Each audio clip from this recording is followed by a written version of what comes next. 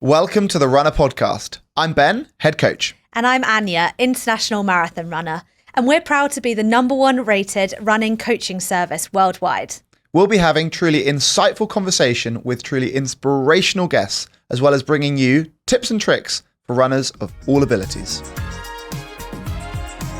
Today on the podcast, we had a slightly different episode to normal, and we went deep onto all things spring marathon training to hopefully get you guys all ready for your races that you've got coming up. And with that in mind, we had the incredible Izzy Hill, who is one of our incredible teammates at Runna, and she is training for her very first marathon. She shares her running journey, how she's been getting on through this training block, and her aspirations for Paris. She asked us all the questions she had for her first time marathon and some of the ones you guys sent in. So hopefully it's really useful. Let's dive in. Hey Izzy, how are you? Hi Ben, I'm good, thanks. How are you? Yeah, very good. Thank you so much for coming in to join us on the podcast today. No problem. You do actually pay me to be here, but it's a privilege. Well, you're welcome. You better be good then. Well, it's very fitting to have you on the podcast today, given that this weekend we're flying out or taking the train out to do the Paris Marathon. But we want to learn where you got started with your running and kind of what got you to this position.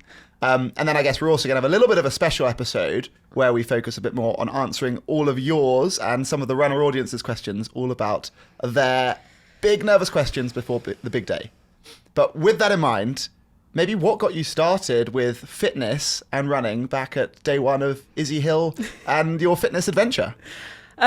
So I think the love for fitness started when I was in school, like many other people. I played a lot of netball, hockey, did national athletics, national cross country, which I actually despised cross country because most of the time it was just chucking it down with rain. It was absolutely freezing. My dad has probably driven me 3 hours somewhere in the country to do an awful cross country.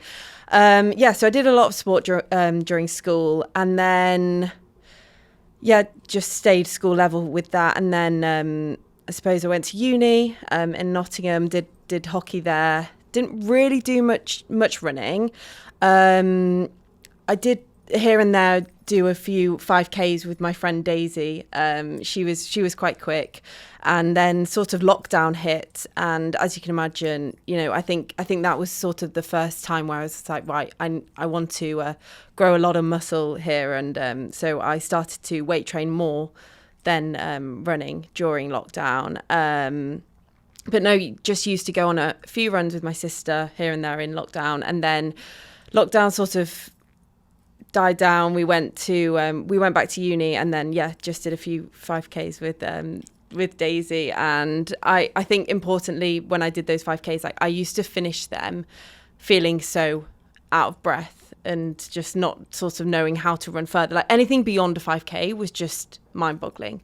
That's sort of how I grew up with sport and running. I guess the point around doing cross country at school and hating it is one that so many people feel and talk about.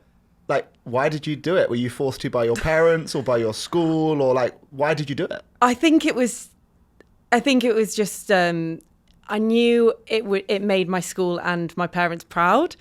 And it was one of those things where everyone hated doing it. And then it was one of those things when I finished it, I was just like, okay, that wasn't actually as bad as I thought it was. But, were you good?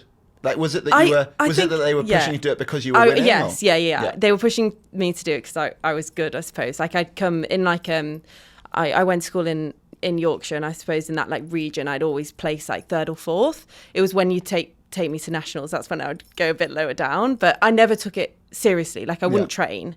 I'd just sort of do it and place a good position. And I guess that's why you didn't carry it on and focused on your hockey and then found the gym and building muscle. Running was not a priority for me, really. And what was it then that I guess you mentioned in the lockdown that you focused on building muscle and getting a lot stronger? Like, what was it that drove you to do that?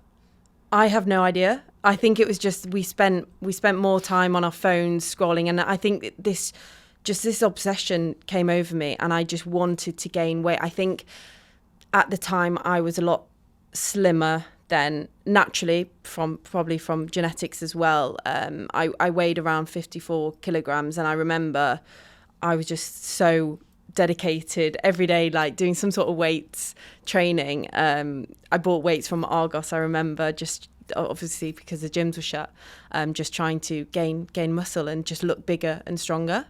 And how did you learn what to do? YouTube, Instagram, following Instagram influencers. I remember at the time, which I'm sure a lot of other people did, follow live Instagram workouts. And yeah, me and my sister just used to do them like every day. I know, it's super cool. I mean, my journey into fitness was a lot more strength-based than it was running, and maybe it was a few years earlier. But mine was following YouTubers and doing, again, just looking to be big and strong, and then running came a little later. And I guess like that's something that we both share, and I think like maybe one of the reasons why you've been able to build up to now being, hopefully this weekend ahead, be able to run your first marathon and do so, touch wood, with minimal injuries along that kind of journey into running, because you have that strength background behind you, I guess. Yeah, I mean, I hope so. I think it's hard for me to say because I can't compare it to anything else, because I've always been, I suppose, strong, because running came after strength for me. So how did you start running again? Like after all your strength training, what got you back into doing this? Because I think when we first met, you were like, I'm never doing a marathon. Yeah, no, for sure. So for context, so where do I begin? With my fitness journey in general, it got to, obviously, like I mentioned, I was on this gaining weight journey, and I got to 2 years in, I got to summer 2022, and I remember looking at myself in the mirror and thinking, okay, I think I've reached this goal now. I was 68 kilograms. So bearing in mind, I'd gone from 54 kilograms to 68. And so I was like, right, what now? And I started to implement more cardio into my workout, and then sort of picked up running. But again, like I mentioned, I had no knowledge of what running is. I just go out on a 5K and be like, yep, run done for the day. So I then sort of was growing my Instagram at the same time. I was fortunate enough to become a sort of, I suppose, micro ambassador for Runna, actually. And so I actually used the app 3 months before I started working here.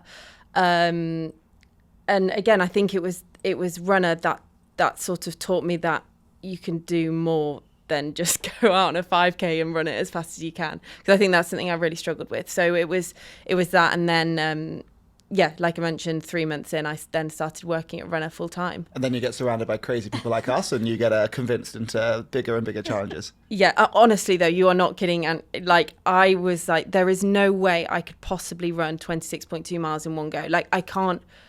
Even a 10K was like I am a fast runner, yes, but those distances still like are crazy to me. Yeah, and I guess like one thing that, and we can come on to how you build up your mileage and all of those things. But I think one thing that's so interesting is that motivation, which you mentioned that it was so much driven around how you looked, and you were happy at the end of summer of 2022.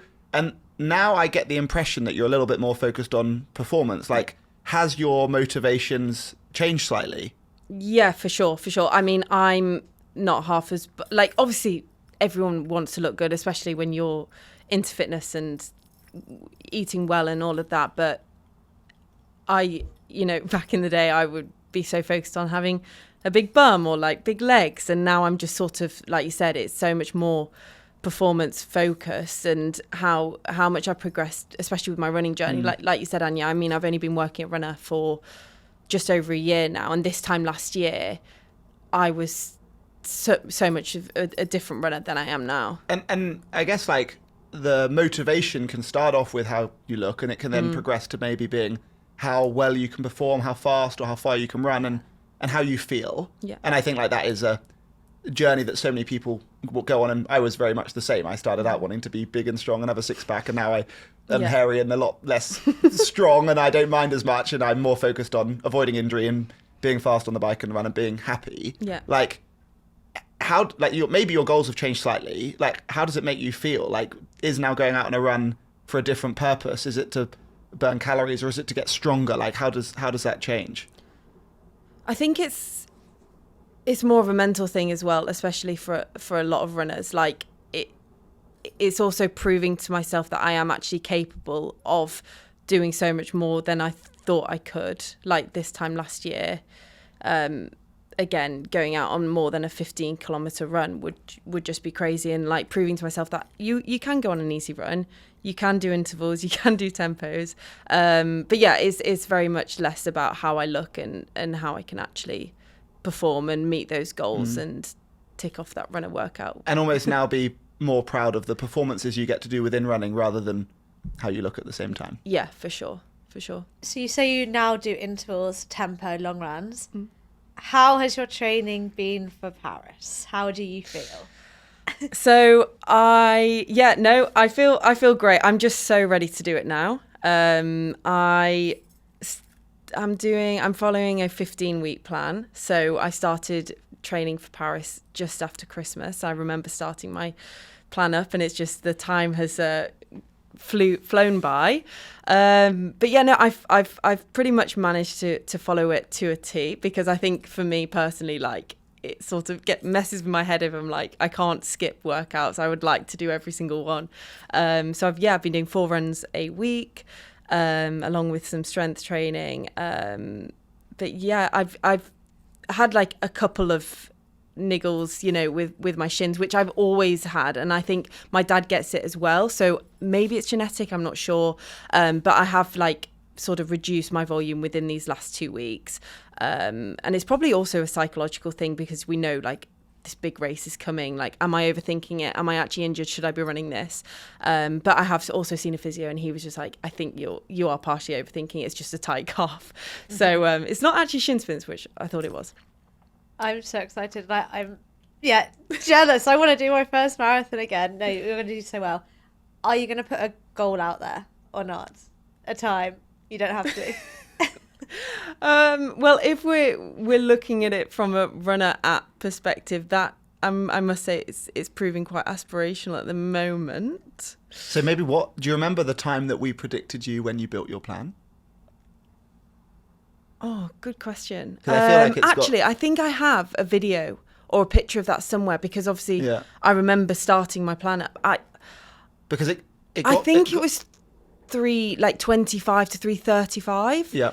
And now it is not that. So you started off, you built your plan in December, and we predicted you 3:25, 3:35 for your first marathon, which would be a mind-blowingly impressive time for someone's first marathon. Yeah. It's therefore got faster along the way, because along the way you went to Barcelona, which was a nice stepping stone goal.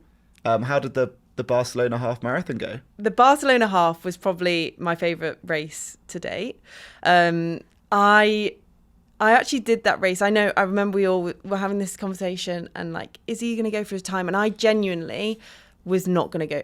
I just wanted to run it, and I wanted to run it strong, obviously, but I had no idea. Like, I did not have a time in mind, and I was by myself on the course. I was just like, right, let's just get this done, try and run out strong and see how it goes. And I just remember looking at my watch sort of every kilometre, and it being on like that I think it was around 4:20 kilometre pace, and I was like, if I keep going at this, I'm going to get PB. And it was that final like 400 metre stretch, and I just started crying, and I was just like, I just didn't think that race in particular, because it wasn't in my head beforehand that I was going to get a PB, that I was going to get it, and I did. Well, I think it was very much the case that you have, and had until then, been absolutely phenomenally smashing your training and training so consistently that it made sense, and it was almost going to happen, that it was like a bit of an inevitability in like such a positive way, which was just so exciting to see. Yeah. So what time did you run?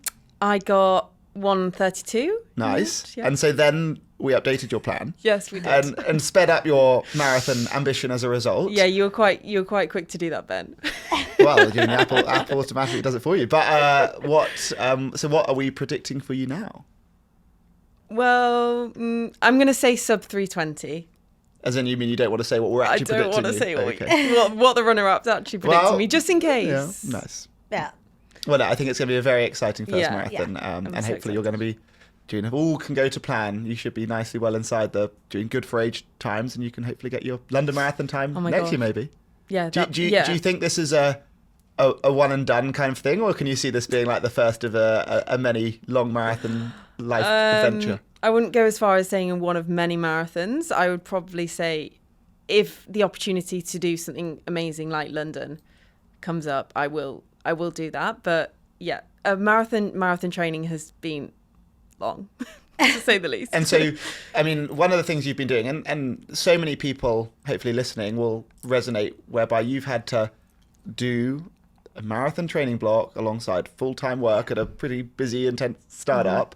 It must be pretty hard to cram that in. And Jimmy, some of your weeks you've been doing lots of miles. I guess, how many days a week are you running? How many days a week are you going to the gym? Tell us about a normal week's training. And I know you've also been doing some mobility and some Pilates, which is very much role model. But what have you been doing with your training? Yeah, so I suppose like every week isn't the same, and I don't, like I said, I do like to stick to my runner plan, but I don't beat myself up if I'm like not going to the gym every week. But a typical week would be 4 runs. So I suppose on the runner plan that would be an easy run, a speed workout, long run, maybe another easy run. Yep. And then, yeah, gym's been difficult, but I have been trying to go because I think my love for gym will always be there. I have been trying, like my main sort of workout in the gym would probably be a legs workout, but obviously, as we know, a leg workout and running doesn't go hand in hand most of the time. So yeah, just as long as I get one sort of workout in a week, I'd be happy, whether that be like a HIIT or like some sort of strength or just even like a running exercise focused session, because I know it's easy to forget about that during the training. And then I guess looking at the running and how the running's progressed, like, do you remember, or can you remember the biggest week of mileage you've done? And tell us about how you squeezed some of your long runs in around a busy week of work. And I know you have so much going on the weekend outside of work as well. So how have you been able to get those big weeks in? So during the time when my runs were building up, when we were looking at the long run being around like a half marathon, I'd actually try and get them done before work, on like a Thursday or Friday. And although, yeah, they were pretty hard, because also bearing in mind, we're in April now, these long runs were probably in Jan or Feb, the peak of winter. The mornings were like pitch black. But like looking back, it's made me so grateful for me. It's made me appreciate myself doing them, because that's the hardest type of running you'll ever do.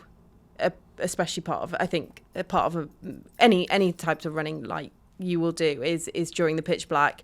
It's cold. You don't want to do it. But as soon as you get out there, it's better than you think. And I'm such a believer that the run is always worse than you think it's going to be. Like when you've woken up, it's cold in your room, like you don't want to get out of bed. That's always worse than actually doing the run. So yeah, that was pretty bleak. And then also, I suppose those longer runs, like after a half marathon, I wasn't doing that before work. So I just sort of try and do them on a Saturday first thing. So I'd have some of my weekend. But yeah, just trying to make it work. And I'm in quite a privileged position that we do a lot of runs together and at lunchtime. So yeah, whenever I could squeeze one in, really. So what does your day-to-day, what do you actually do at Runna? Like, for the people that haven't seen you, what is your job here? I'm wondering as well. keep paying all this money. What do you actually do, Izzy? I love that this Ben, is don't your give me job. that. Don't give me that. Yeah, and do you know what she does all day? She bullies you. Can I tell everyone what you actually do? So I have a 15-minute slot with Izzy every day, where Izzy will prepare The best 15 minutes. Yeah, my favorite. Yeah. My favorite. Help me. My favorite 15 minutes of the week, where Izzy has a TikTok slot with me, and sometimes Anya gets roped into it too, and I will do whatever Izzy says for the good of Runna's TikTok. And I have to just have confidence that what you're telling me is a trend, because I feel like you could be like, oh yeah, Ben, the new trend this week is get a pie and just throw it in your face. I should probably do that. If that's what you say is best, Izzy. Anyway, so that's 15 minutes. What about the other 7 hours and 45 minutes? Oh God. Yeah, so my role at Runna is social content, but I feel like social content nowadays has a lot of different branches underneath it. So it could be anything from going to all the amazing different events that we have, getting TikToks there, getting stories there. You know, I've been to New York, all the events that we do in London, going to all of them and capturing content and then sort of converting them into Reels, TikToks. I work with ambassadors to sort of liaise with them, to get ambassador collaborative Reels out on our platform. Just a lot of editing. CapCut is currently my best friend, and I just basically most of the time just looking at my phone. So people probably don't think I'm working, but I am. Yeah, and then coaches as well. We've got 7. Is it 7 now?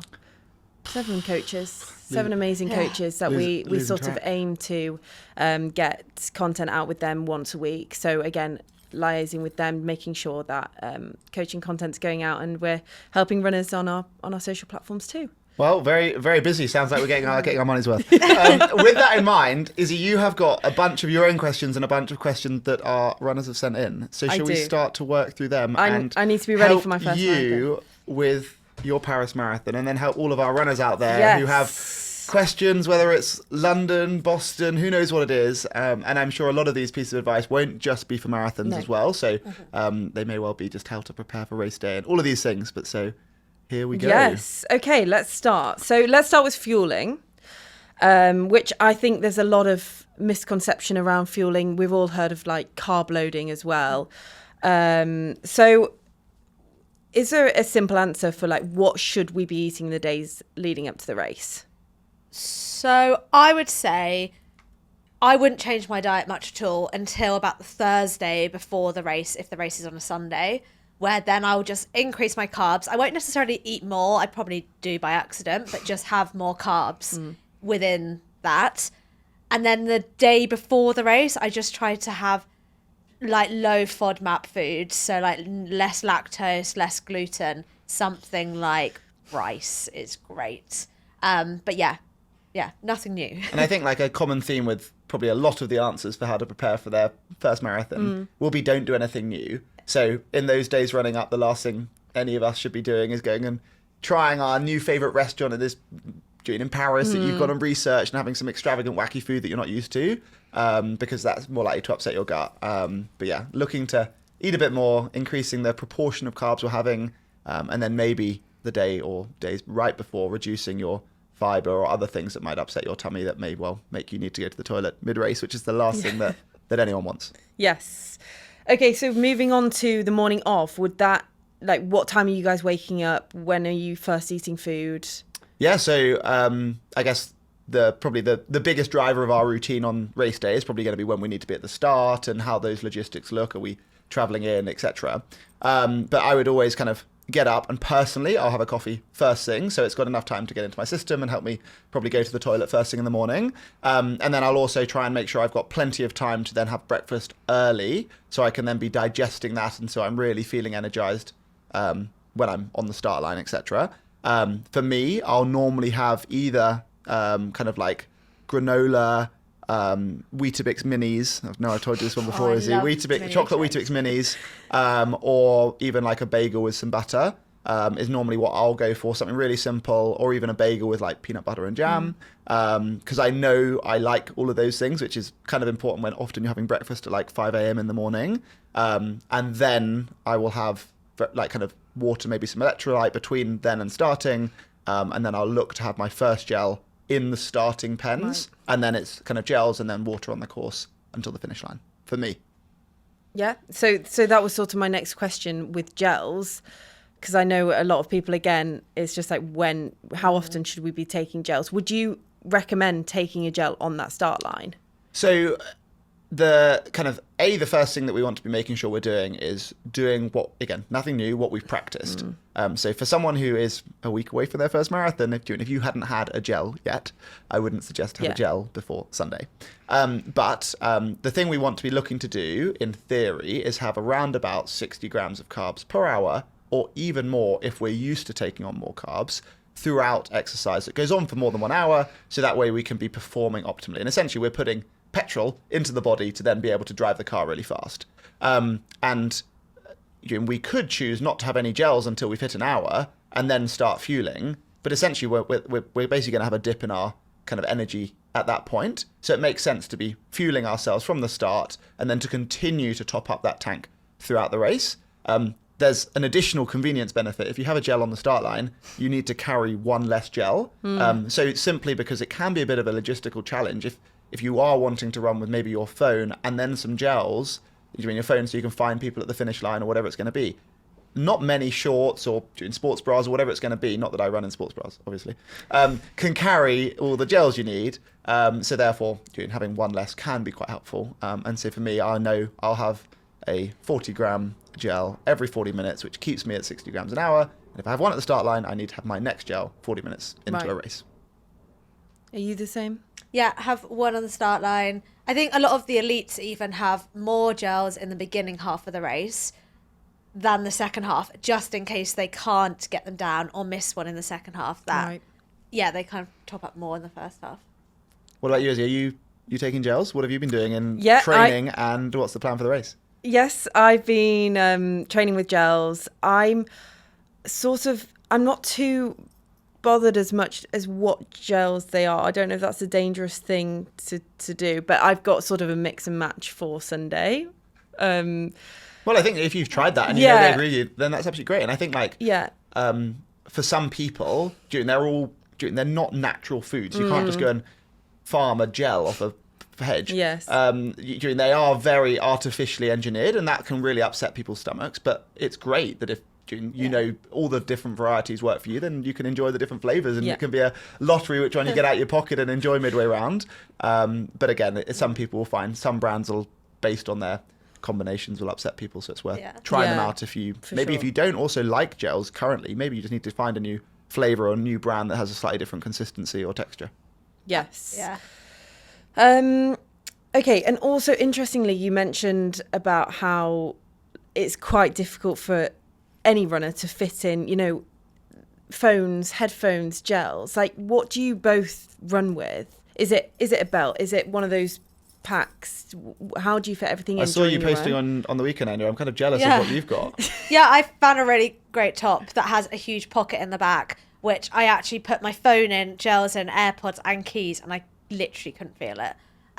So presumably that's your long run race. You wouldn't race with all of that? So no, racing personally, I like to have minimal distractions. There are like water stations every mile, even something like that, at London Marathon or Paris. I don't know about Paris. I'm just constantly thinking about London. So I wouldn't actually personally run with a water pack. I also don't run with my phone or anything. I put that in the bag drop. Some watches you can load music onto and connect your AirPods to that. So sometimes you don't even need to bring your phone for that reason. And you can also share like your Strava beacons so people can track you in case you were bringing your phone, so people could share my iPhone. But yeah, I personally don't wear a belt or pack, but I will be carrying gels. I just fit them in all my pockets, fit them down my sports bra. I carry them in my hand and just know that as the race goes on, there'll be less and less all on me. So it's a bit inconvenient, but yeah, I'm very similar. So I'll run with my smartwatch heart rate monitor to kind of give me all my data, and I will normally check in my phone into a bag drop or pass it to a spectator so that then they can bring it to the finish. So then I need to carry nothing with me other than, again, my gels. But with that in mind, it's really important to know exactly where you're going to meet someone. And especially if you have a number of people all racing together, like I've had it before. I think when my little sister did her first marathon in Valencia, she also didn't run with her phone. And then she just couldn't find me at the end. So she was walking around Valencia at the age of 20, panicked, not knowing where she was, how to contact me, but also exhausted after her first marathon. So we ended up linking up and it was absolutely fine. But really worth, if you are not going to run with your phone, really committing an exact location of where you're going to meet and knowing how you're going to get there as well, because typically it's going to be so busy, it's going to be hard to spot people at the finish lines, especially with some of these big major marathons. It's easy when you're super famous and you've got your fans looking for you guys, but obviously really worth making sure you know exactly where you're going to be meeting up with family and friends, so that way hopefully they can find you. Sorry, were you going to say something? After London, we've got a Runna pop-up, which is a great place to celebrate and meet your friends and family after too.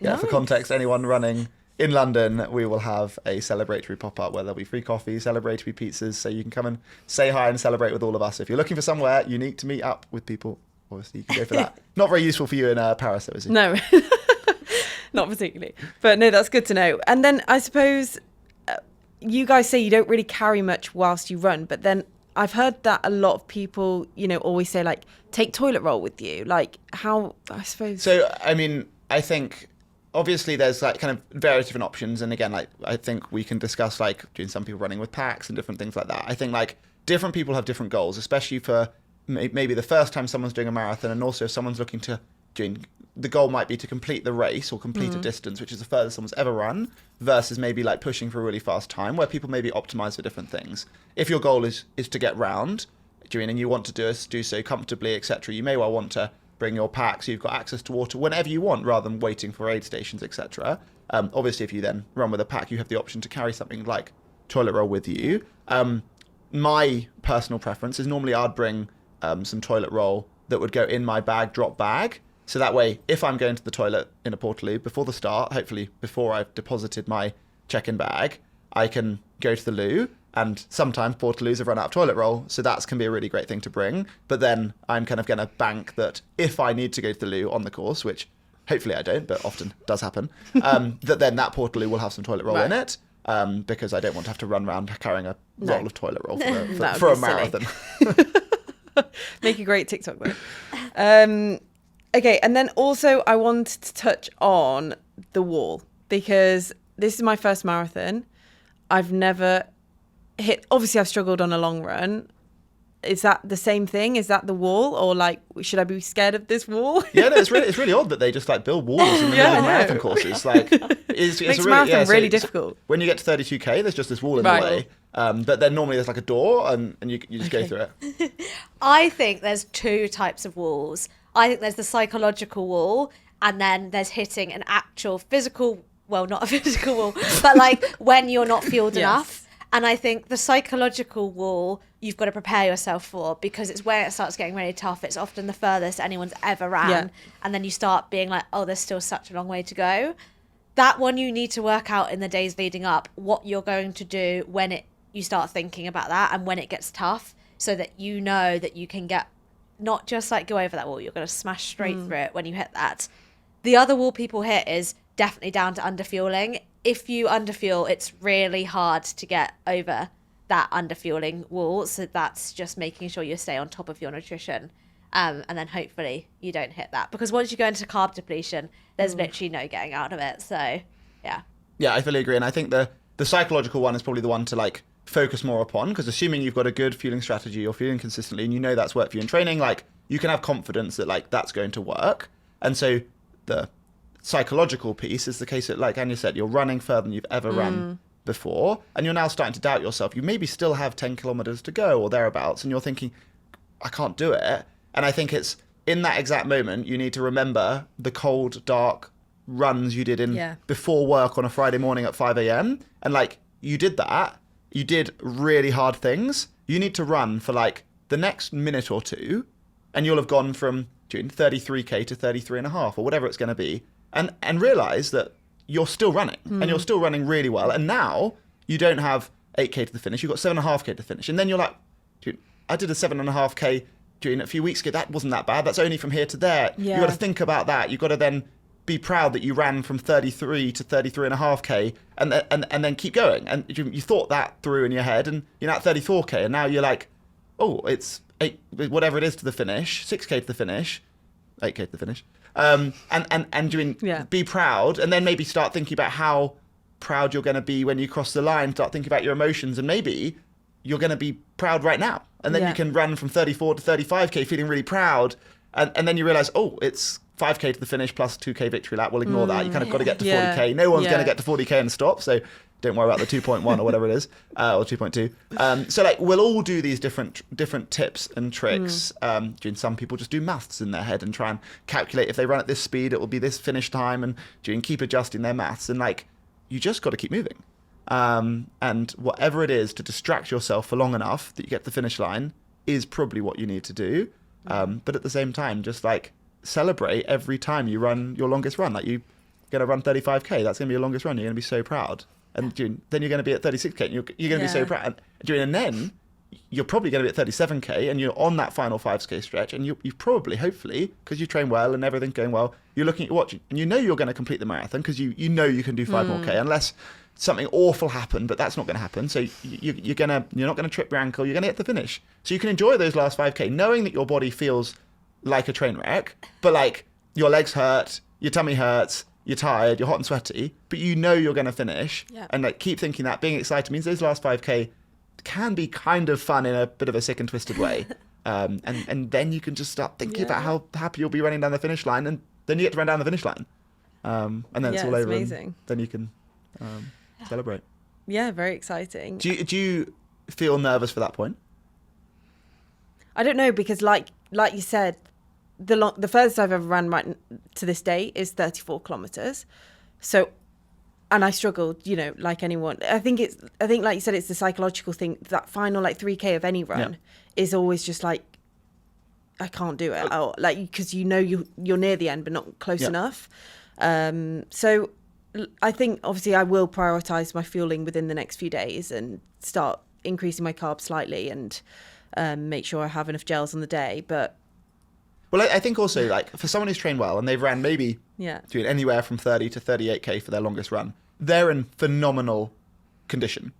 They've done that in training, and in training they'll have done that on the end of a busy week, often with work, often with lots of other training runs like whacked in, without a taper and without the perfect fueling, without the race atmosphere and the adrenaline. So the difference, I would say it's much harder to run 34k on a Saturday morning after a busy week of training and a busy week of work than it is to run 42k after a winding down taper for 2 weeks or so, whereby you've fueled well into it, you've had a lovely few messages from your friends or your family, you're wearing your favorite new shoes, your outfit, everything's perfect, and you've got all these people around you, and then to go and do the victory lap. Yes, you've got to run a bit further, but all of those things stacked up together, I think leads to it being an easier day out than your 34k in training, to the point where I would be confident that you're going to have a better day than you did that day, and probably a more enjoyable one as well. And I think like all of the nervousness that people feel in the run up,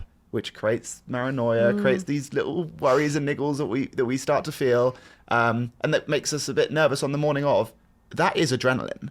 And adrenaline is the best performance enhancing drug in the world. So it's probably great that you're going to maybe have more adrenaline and nervousness than maybe Anya has, because Anya sat on the start line, not sat, you probably stand up on it, but Anya stood on the start line of many more races, so maybe it starts to, you don't get as much nerves and as much adrenaline, which is a shame. So the more we can try and capture that extra fuel, the better.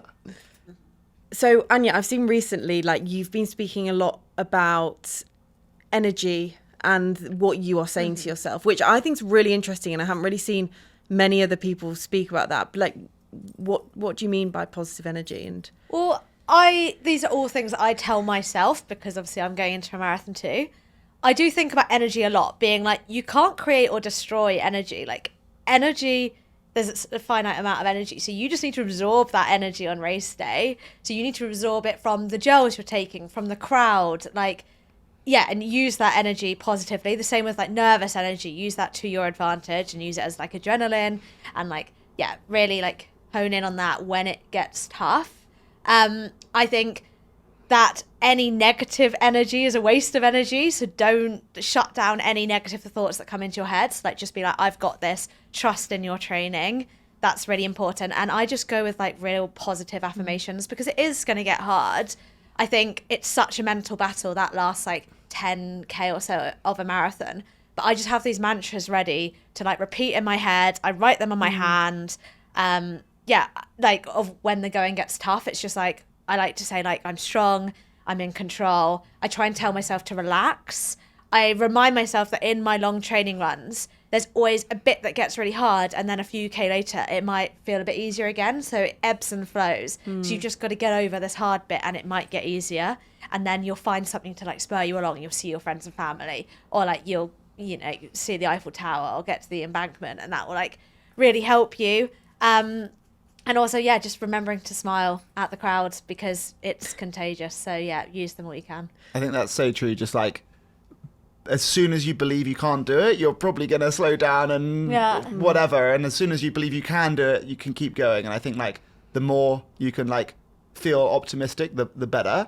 And I think attached to that, like you said about breaking it down, like I think breaking it into like actionable chunks is such an important thing, because like I said earlier, like, we want to just distract ourselves to keep moving for the 3 or the 4 or the 5, however long it's going to take hours to get to the finish line. And so that is maybe distracting yourself by every kilometre waiting for the next split to come through on your watch. Oh, another one's gone. Or maybe 1 kilometre's too short, so maybe it's every 5k, seeing what that 5k split was and trying to keep them as consistent as possible. But then also, not only are you waiting for every 25 minutes to come through on your watch, you might also be thinking, oh, I'm having a gel at 40 minutes in, and then the next gel at that point, or whatever it's going to be on your own timeline. So breaking it into gel 1, gel 2, gel 3, and if you focus on, okay, I need to think about the time I'm having my gel and how far through the race I am, you only need to think ahead to the next gel, and you also then psychologically break it down. Like you can run to the next gel and just to get that through. And once you got to the next gel, then you'll be like, oh, okay, well, I now just need to get to the next gel. And before you know it, you're on just the last one to the finish line. Yeah. So breaking it down and trying to stay positive are definitely two actionable things to try and do. I also say, like, if you say to yourself, I can't do this in a race, that is completely hypothetical. You've made that up in your head. You don't know whether you can or can't. So you might as well say, I can do this, because that's also hypothetical. There's no more truth than saying you can or you can't. But what you believe will be true. So if you really believe you can do it, you can do it. So just don't tell yourself you can't do it, because there's no more fact behind the fact that you can't do it than you can do it, if that makes sense. Yeah. So probably from what you're saying is when we hit this wall, more times than not, it's probably psychological. Yeah. Your body can do more than your mind tries to tell you. And also, some people are much more kind and friendly in their heads, and some people are maybe evil and mean. In my head, I often have evil and mean thoughts going on, especially when you're hitting the wall. When you are feeling your worst and you want to stop, if someone had a gun to the most important person you love's head, you would keep running for one more step so they don't get shot. Yes. And you could probably keep going. So, like, if that's what it takes to push you to keep going, think about that. And again, you distract yourself, you get another 500 meters done, and it doesn't feel as bad. So, like, whatever it takes, but just don't let yourself stop. And our body can do incredible things. And that's where it is mental. It's just about tricking ourselves to keep going. Because if we had to, we would keep going. And you've just got to tell yourself, you have to. And I think at the same time, we all know it's going to be hard. Because if it was easy, you wouldn't get any kudos. You wouldn't be proud for doing it. All of these things. Yes. And that's why we're all doing it. Because I think what we need in life is enough of a challenge that we get satisfaction at the end.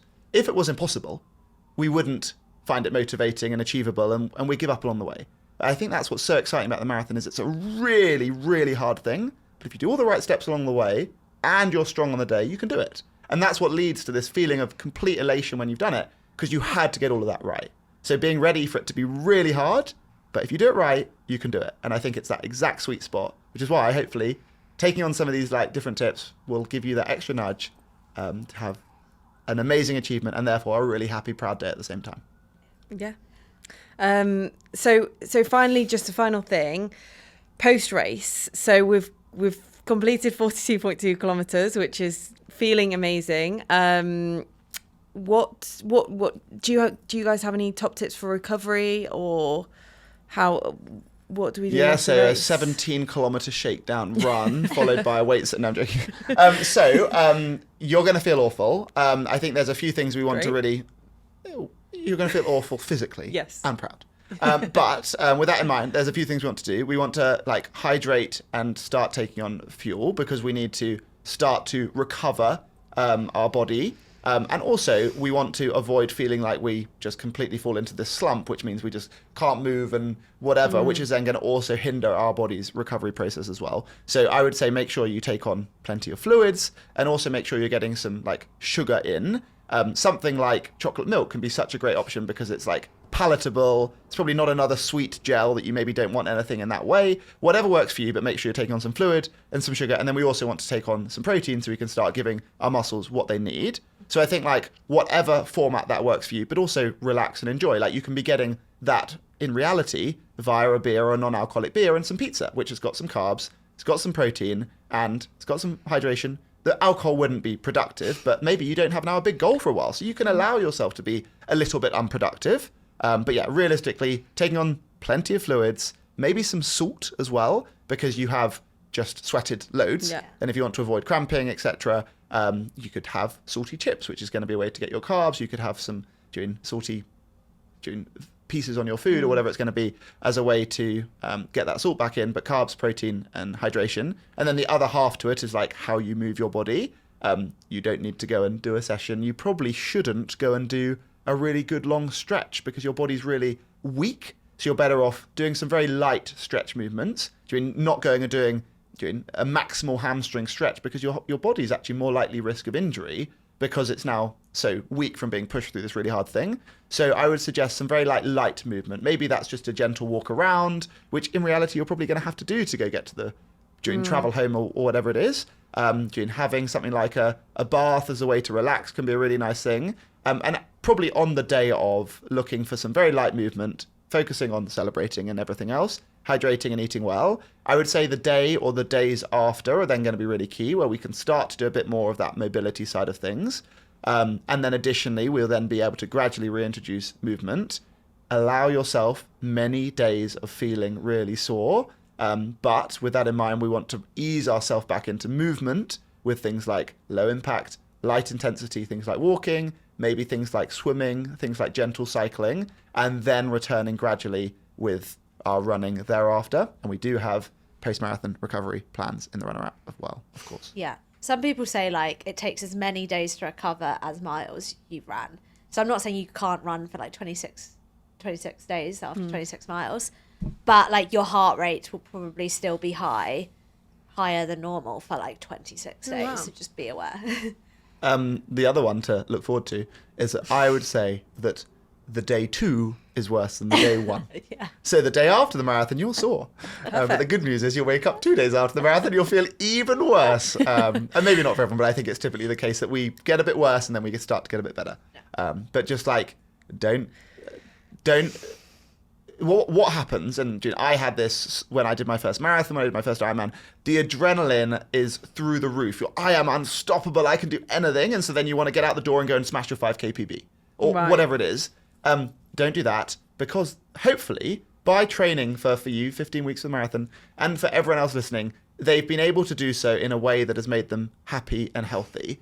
And such a key pillar of that in their life is running. And hopefully, if you're training a runner, you're training in the right way, you're learning to enjoy running in a happy, healthy, sustainable way. So the last thing we want to do is get carried away and hurt ourselves and then have to stop running for a while because we get an injury. And the point after a marathon, we have gone and pushed our body really, really hard. So the risk of injury is really high. And that's why the days and the weeks that follow something as maximal as a marathon are so key to relax, recover, and then gradually build back to regular training to avoid hurting ourselves so we can keep having this great thing that is our running as a key pillar in our lives.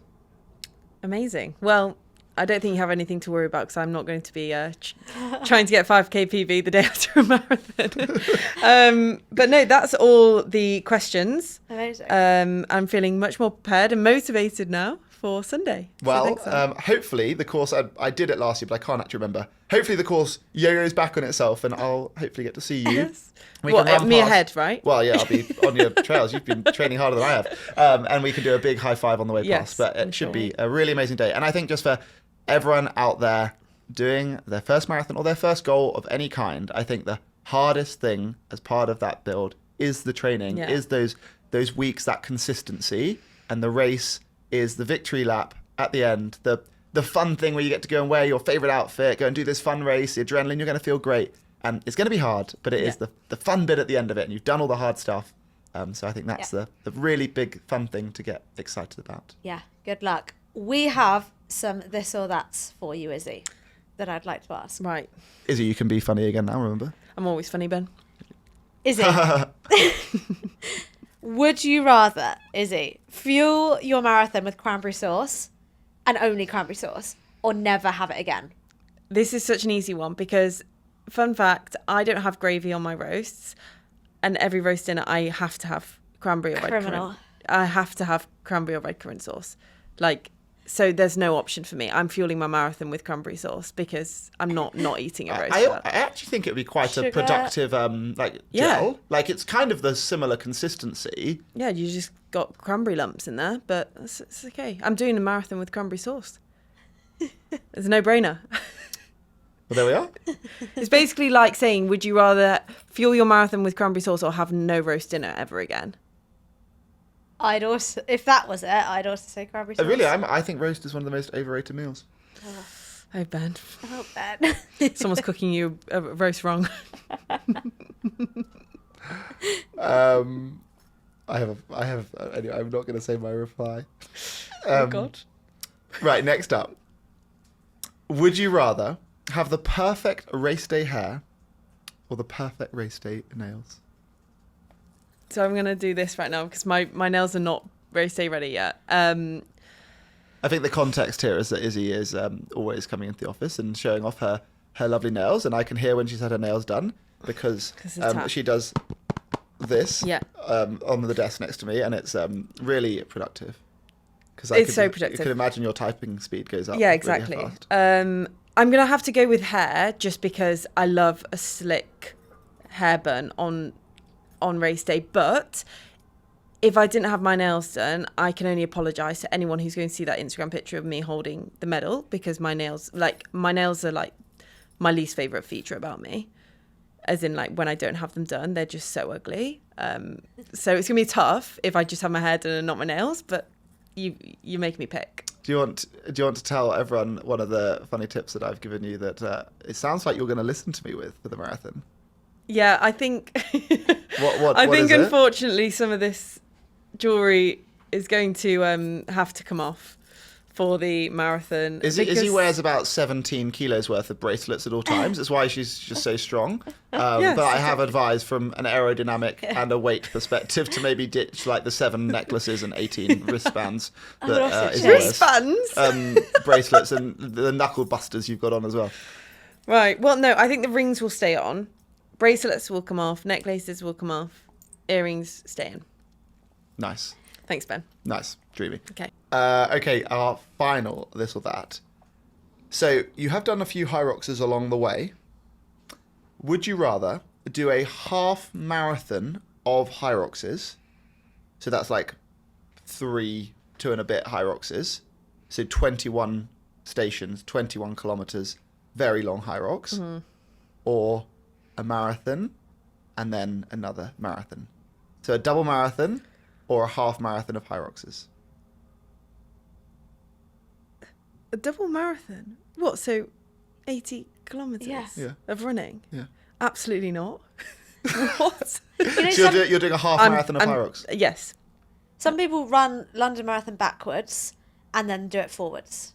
What? So they do it through the night. And the same happened at Brighton last weekend. What, then they run it home again? So they run it in the middle of the night backwards and then they do it.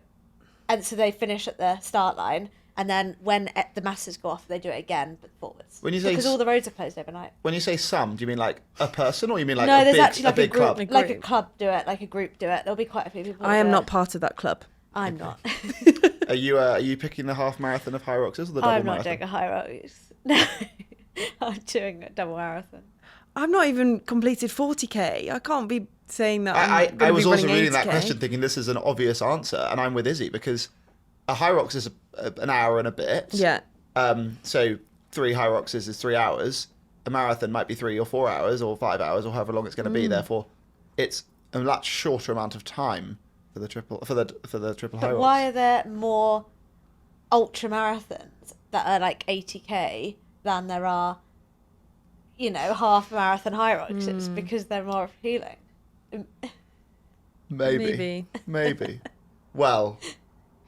We'll never find out the answer. Yeah. Let's hope no one makes a half marathon Hyrox because that would be quite crazy. Okay, our final question that we like to ask all of our guests, Izzy. Yeah. If you were designing your dream race, where would it be? What distance would it be? What food and drink is being served at the finish line? And who's going to present you with your award? I haven't really thought about this. Coach Anya at the end. So I think, I've got a bit of a plan for this. So let's start with who's going to present the award. It's going to be Dua Lipa because I love Dua Lipa. And if everyone knows she's there, we're selling this event out in max minute. So I'm just going to keep it classic and have the event at Battersea Park. Okay. We want everyone to be able to access this. Mass participation. Yeah, mass participation. Izzy makes lots of money because Dua Lipa's there as well. And then half marathon. Let's go with half marathon. Half marathon, Battersea Park, 8 laps. Oh, yeah, I don't like that. 15K. I feel like 15Ks don't really exist, actually. So let's make it 15K. Okay. So everyone's there, everyone's having a great time. And then they finish their 15K. Dua Lipa's there, she's singing as you go round. And then food and drink. Oh, God. The thing is, I like any food and drink. What will you have after Paris? Drinks, Aperols, to be a running girly. And then food, picky bits. Like canapes, you mean? Yeah, well, yeah, Or but, like, you know. like nibbles. Nibbles, yeah. What's... Nibble. Never mind. What? Nothing. Nibbles makes me laugh. So 15K, Battersea Park, all sorts of assorted snacks with some Aperols in the sun, and then a Dua Lipa concert. Yes. Imagine that, though. So basically that's like... You know, that's what I do every weekend, and then the Pear Tree are playing. It's not Dua Lipa, but like, that is the most bizarre concept. It doesn't sound too different from our Fast and First event. Faster First event that people can sign up to. Is Dua Lipa there? No, but I mean, there's probably no alcohol either. Maybe a few snacks though. Maybe snacks in Battersea Park. Woohoo! Basically the same Pear thing. Tree Cafe. Yeah. Well, Izzy, that sounds like a great event. So if you can obviously just get that sorted this afternoon, just drop Dura a DM, and obviously Dura, if you're listening, just let Izzy Hill know on Instagram that you're dead keen for 2026. But otherwise, Izzy, thank you so much for coming on the podcast. And it's been a pleasure to observe how well and how hard you've put into your training the last few months. And I'm sure it's going to go very well on Sunday. So huge good luck. And I can't wait to see you on the course and celebrate at the finish line. And to everyone listening, a huge good luck for all of your races. I hope some of our answers today have helped you. I hope we can make you feel proud and excited as you run down that finish line.